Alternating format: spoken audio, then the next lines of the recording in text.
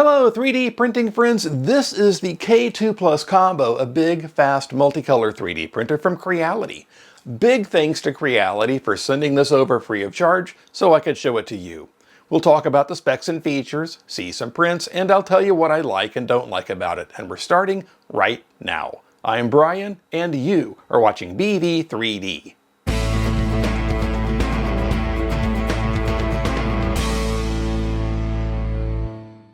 So you'll have to forgive me if I use the phrase like Bambu Lab printers a lot in this video, but the fact of the matter is that the K2 Plus Combo is very much like Bambu Lab's X1 Carbon Combo in a lot of respects. In other respects, it improves on the X1 Combo. Also, it's enormous, so it has to sit on the workbench behind me.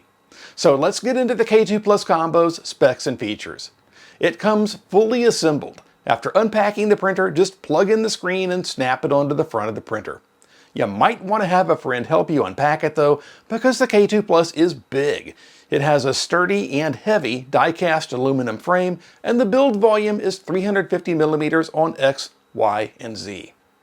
The build chamber has an active heater, and Creality says it can get up to 60 degrees Celsius. It uses a Core XY motion system.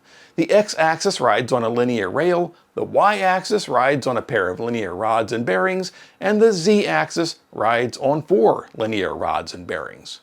With a pair of independent Z-axis motors, the printer automatically handles Z-tilt compensation. The print bed is a 5mm thick slab of aluminum with a textured magnetic spring steel sheet for easy removal of prints. It's textured on one side and smooth on the other. I'm not sure if you're supposed to print on the smooth side though. The bed can get up to 120 degrees Celsius, and heating is provided by a mains-powered heating element, so it's using 120 volt or 240 volt power, depending on what comes out of your walls. It's running Creality OS, which is their version of Clipper.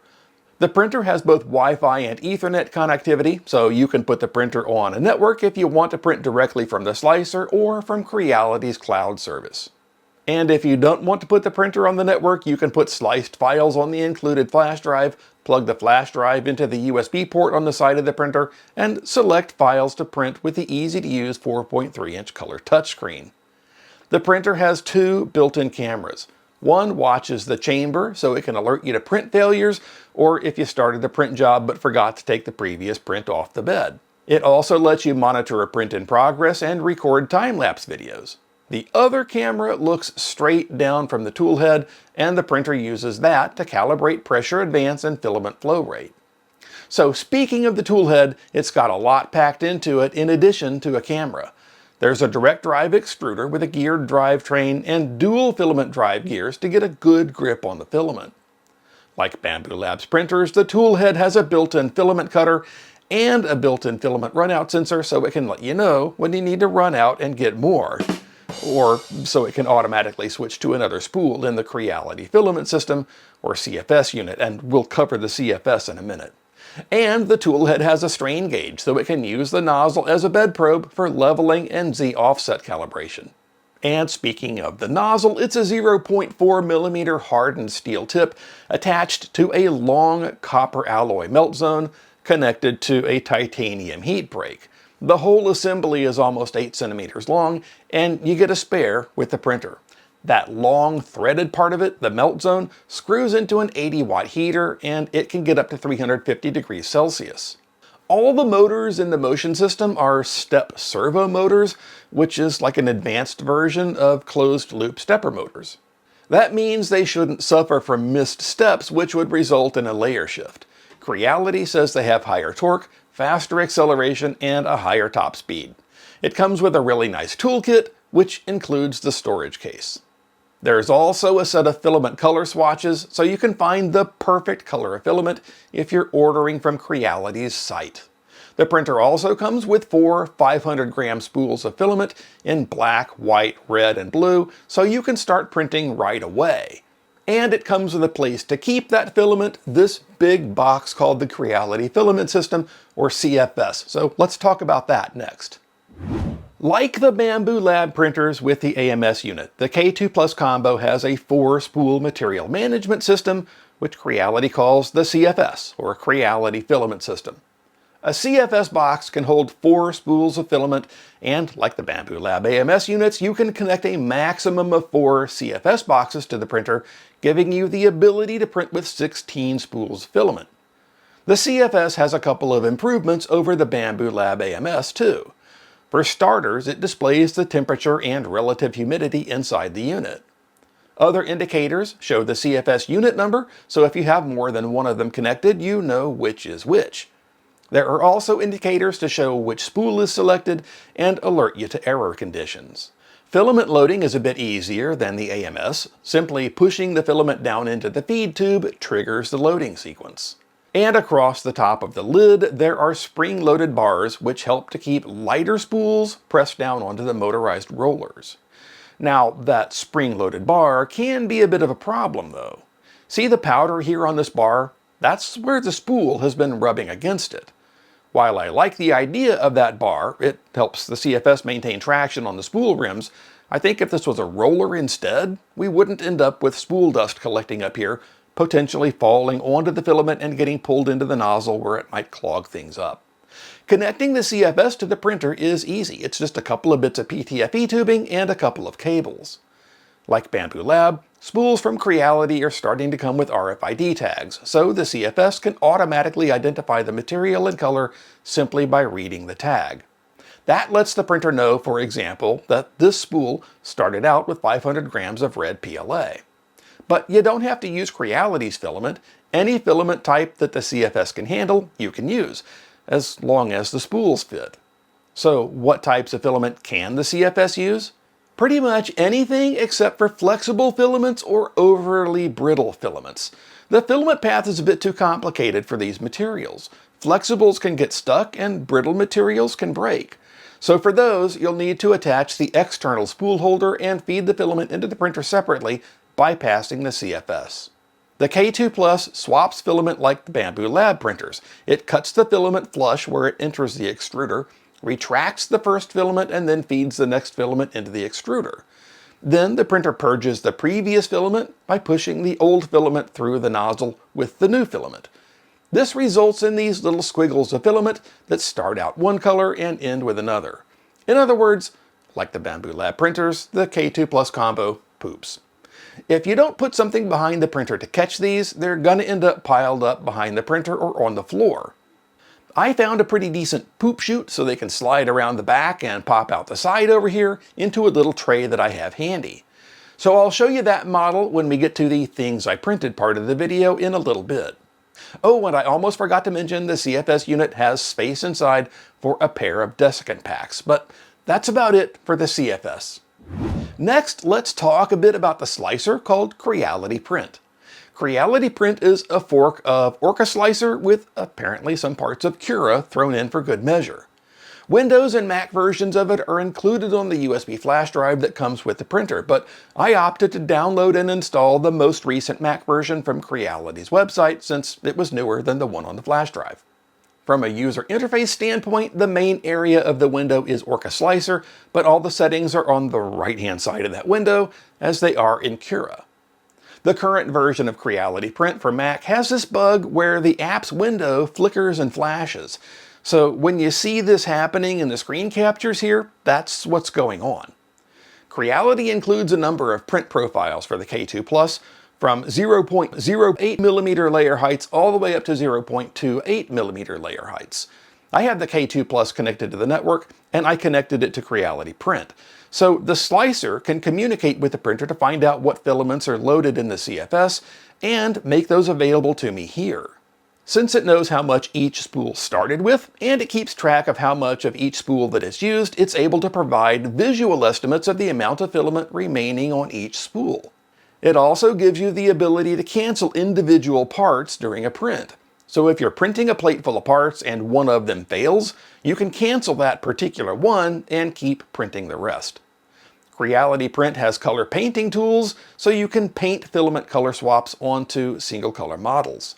I did this with the CaliDragon model, setting the body of it to red, then painting the antlers white and the eyes black. And we'll see that result a bit later in the video. Creality Print also has an integration with Creality's model repository site, Creality Cloud, so you can browse the site directly inside the slicer to find a model to print. And when you find a model you like, you can import it directly into the slicer, as long as it's a free model. Creality has both free and paid models on Creality Cloud, so the free ones, those come right in, easy peasy. But the paid models? When you try to import those, it bounces you out to the Creality Cloud website in your web browser, and then you complete the transaction and manually download it and then manually import that into Creality Print. I feel like Creality could make this work a little better because right now you get two different experiences depending on whether the model is free or paid. But of course you aren't limited to finding models on Creality Cloud. You can download STL files from any of your favorite model sites and import them into Creality Print. And once you've got a model loaded, getting it to the printer is as easy as clicking Slice and then clicking Print and sending the file over to the printer. It's relatively easy to do, and Creality has some getting started guides on their website. Now let's take a look at some of the things I printed with the K2 Plus. The first thing I printed on the K2 Plus was the pre-sliced single color Benchy. While the screen said it took about 17 minutes to print, that included heating the printer and loading the red filament. The actual elapsed time printing the Benchy was about 14 minutes. It came out really good, and about the only thing I noticed is a little tiny bit of ringing near the porthole, but it's like just barely there. Other than that, well, it's impressively good for a 14-minute print. This is the Hello Kitty Kuromi Christmas ornament by Goomol DIY. I scaled this up to 150% just to make it a little bigger so it would match the scale of ornaments we usually hang on the Christmas tree. It used 3 of the 4 filament colors Creality included with the printer, and it only took about 30 minutes to print. It came out amazing, just look at it. The front of it is the first layer, and it's perfect. I'll be giving this to my kiddo after I finish recording this video. I bet she's gonna love it. This is the CaliDragon by designer McGybeer. I scaled this up to 200%, and as I mentioned earlier, I used the painting feature in Creality Print to make the antlers white and add black to the eyes. This printed in 2 hours and 32 minutes, and there's some color bleed from the black filament into the red. The way to fix that is by increasing the amount of red being purged after printing the black filament. So, ignoring the fact that this dragon now has a slight raccoon-like aspect to it, the surface finish on this dragon is really good, and I'm really happy with the print quality. This is Loubie 3D's Aria the Dragon. She printed in 4 hours and 52 minutes. I painted this one in Creality Print too, making the eyes and the base black and leaving the dragon blue. I used the automatically calculated flushing volumes to purge between the black and the blue, but there was still a little bit of color bleeding. You can see where the blue is slightly darker on the layers where there's black. This shows up on the bottom of her tail and along the middle of the wings at the same height as her eyes. The only other thing of note on this print is the slight wispy stringing, but it's not bad, and that's super easy to remove. This is the K2 Plus Waste Chute by designer, well, it translates to Wild Small Shrimp. It printed in 1 hour and 58 minutes. I needed this because, like the Bambu Lab printers, the K2 Plus poops when it prints. The poops, of course, are the purge droppings from the color swaps. At first, I didn't have anything behind the printer to catch these, so I ended up with a bunch of printer droppings all over the shelves of the workbench and on the floor behind the printer. In practice, this poop chute generally works pretty well to direct the printer poops to this little bin on the side. They do tend to sort of collect down here at the bottom, but once there are enough of them, they fall down into the bin. I'm going to say this one is a must print if you're going to have the printer right up against the wall. This is a cabinet with a set of 24 drawers. It's something I designed myself with 2 purposes in mind. First, it'll be an advent calendar capable of holding some fairly enormous trinkets. And second, it can also be used as a storage organizer. This took up almost the entire bed of the K2 Plus, and all told, it took almost 44 hours to print the cabinet and all the drawers. It also used over 2 spools of filament. The total weight of this unit is 2.1 kilograms. You might have noticed 4 of the drawers are white, And that's because all the pink drawers used an entire spool of filament on their own. And I only had one spool of that pink, so the rest got to be white. As you can tell, I'm generally utilitarian in my designs, and you can find much better advent calendars out there. But this needed to handle a specific maximum size of item. And after Christmas, my kiddo can use this to store and organize all kinds of little things in her room. So that's it for the prints. Up next, I'll cover what I like and don't like about the printer. I'm going to start with the things I don't like about the K2 Plus combo, and then I'll get to the things I do like. The first thing here is that one of the feet broke off the bottom of the printer during shipping. The feet on the printer are screwed directly into the base, and the shipping box apparently took a hit, and the poor little bolt holding the front left foot to the printer sheared off. Like, the bolt literally broke in half. So I have two choices on this. One, I could use some thin, high-strength VHB tape to just stick this foot back onto the printer. Or I could dig through my toolbox to see if I can find my screw back-out things. If I have one small enough, I could try drilling it into the remains of the screw that's embedded in the base of the printer to reverse it out, and then use a new bolt to put the foot on the correct way. But frankly, the double-sided tape is probably what I'll do. Another dislike has to do with the Creality print slicer. As a Mac user, there are some usability issues when using a trackpad instead of a mouse, and there's an especially annoying bug that causes the slicer's main window to flicker and flash. Is it a light mode versus dark mode problem since the slicer defaults to dark mode and I have the operating system in light mode? No. But is it easily worked around by simply restarting the computer? Also, no. But it is exactly as annoying as you would expect. Hopefully, Windows users don't have to deal with that particular bug. Another thing I didn't like was an issue with the CFS. I ran into it while testing the feature that automatically switches to a second spool of filament when the first one runs out. This feature involves the CFS being in auto mode, it involves the CFS knowing you have identical materials loaded for the swap, and it involves the filament runout sensor in the printer. And happily, all of those things worked like they were supposed to. The first spool ran out, the printer kept printing until the runout sensor was triggered, then the printing paused, and the second spool was brought into production. The one problem with switching to the second spool was this. For some reason, there was a gap when printing resumed. Fortunately, it happened in an area where it's not noticeable on the finished print, but it could have been problematic if it happened while printing a small feature on a model. Like, if it had been printing the smokestack on a benchy, the missing filament would have been enough to skip an entire layer of it, and then the next layer on top of that would have been printed with a gap beneath it. In the case of a benchy's smokestack, there would be a visual issue, but the print would probably survive, but another model might not be so lucky. One last thing in the dislikes list is the packing tape Creality used to keep the glass door closed on the printer during shipping. The adhesive on that reinforced tape was so aggressively sticky that it actually pulled some of the paint off the aluminum frame. These little marks you see here are not leftover adhesive residue. Those are pits in the finish where the tape took some paint with it. I probably wouldn't care so much about it if it wasn't right at the top dead center of the frame where I can constantly see it. But that's about it for the things I don't like, so let's move on. Now here's what I do like about the printer. That build volume is really great and lets you print larger models, and the flex plate makes getting big models off the bed super easy. The CFS unit worked as expected, both with Creality supplied filament and with third-party filament. The RFID tags on Creality's spools are there as a convenience, so the printer and CFS and slicer know the type and color of material that you're using. I found the touchscreen to be bright, sharp, and easy to use. The built-in lighting is nice and bright, and the chamber camera does pretty good time-lapse videos. Okay, time to wrap up.